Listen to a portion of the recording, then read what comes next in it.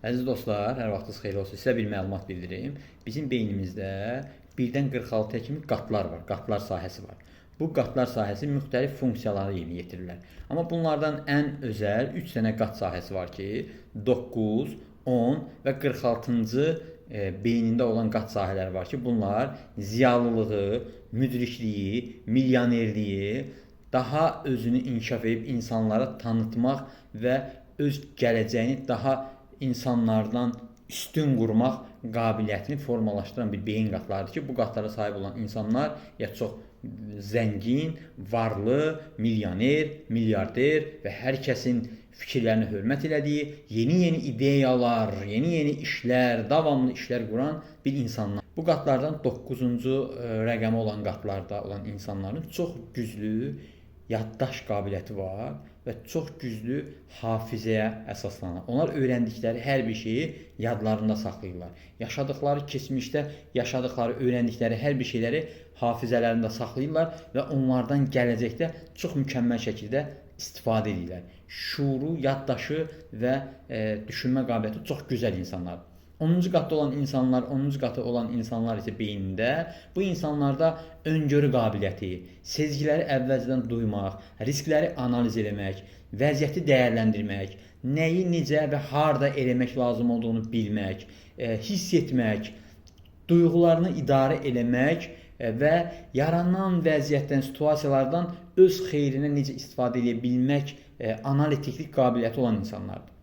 46-cı qatlarda, beyin qatları olan inkişaf etmiş insanlarda isə motivasiya, daxili motivasiya, özünü yaranmış, düşmüş hər hansı bir çətinliklərdən çıxarda bilən, özünə müxtəlif o çətinliklərdən yollar araşdırıb tapan, o çətinliklər vaxtı ayaq üstə duran və oradan tərpənməyən, öz düşüncələrini və ideyaların arxasınca gedən, özlərinə daima bir motivasiya qaynağı yarada bilən insanlardır.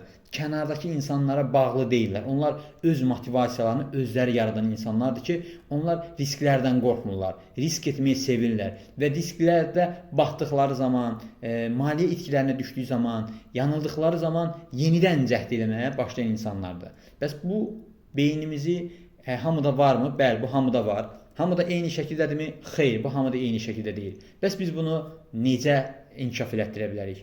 Biz beyni qidalandırmalıyıq. Əgər biz bu sahələri inkişaf elətdirmək istəyiriksə, beyni qidalandırmalıyıq. Beyni nə ilə qidalandırmalıyıq? Oksigenlə, dopaminlə, bir də şəkərlə. Bu üçü ilə bu beyin qidalandırılmalıdır. Biz beyni daim immunitetdə saxlamalıyıq.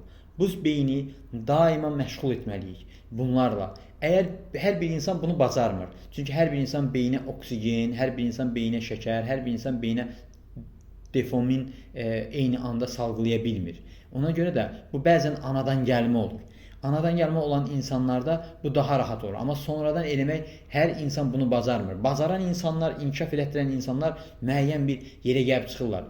Sual ortaya çıxır ki, ay müəllim, bəs biznesi olanlar, deyək ki, müdür işləyənlər, hər hansı bir biznes sahibi olanlar, hər hansı bir şirkətin CEO-su olanlar, bəs bunlar necə olub?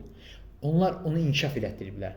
Onlar onu inkişaf etdirib. Ola bilər ki, insanda onlar inkişaf eləməz, amma o insanlar o tutduqları vəzifədən yuxarı gedə bilməyəcəklər. Məsələn, deyək ki, mən müdür müaviniyəmsə, mən müdürəmsə, mənim əgər beynimdə o qatlar inkişaf eləməyibsə, mən ondan oyuna qalxa bilməyəcəm. Mən ondan şirkət sahibi ola bilməyəcəm. Mən özümə şirkət qura bilməyəcəm. Mən orada qalacam. Əgər mən orada qalmaq istəmirəmsə, onları nə etməliyəm? İnkişaf elətdirməliyəm. Əgər inkişaf elətdirə bilsəm, mən nə edəcəm? Daha irəlilərə, daha yüksəklərə və daha uğurlu addımlar ata biləcəm. Əziz valideynlər, övladlarımız ola bilər ki, bu videodan sonra siz deyə bilərsiniz ki, bunun üçün nə etməliyik? Övladlarımıza beyinlərini qidalandırmaq lazımdır. Çoxlu hava almaq lazım, oksigəndə, çoxlu şəkər qidalanır. Yəni şəkər dediyim şirin çay içməmək lazımdır. Ancaq şirin çay yox. Dopamin, şəkər və oksigenin üçünü bir arada inkişaf etdirmək lazımdır. İdman çox önəmlidir. Dopamin inkişafı üçün havada gəzmək, çöldə yürüyüş etmək çox önəmlidir. Ona görə də insanlar stres vaxtında çöldə gəzmələri tövsiyə olunur. Ona görə insanlar stres vaxtında idmana getmələri tövsiyə olunur. Ona görə insanlar özgüvənlərini formalaşdırmalıdırlar ki, o beyində o maddələr neynəsin, davamlı inkişaf eləsin.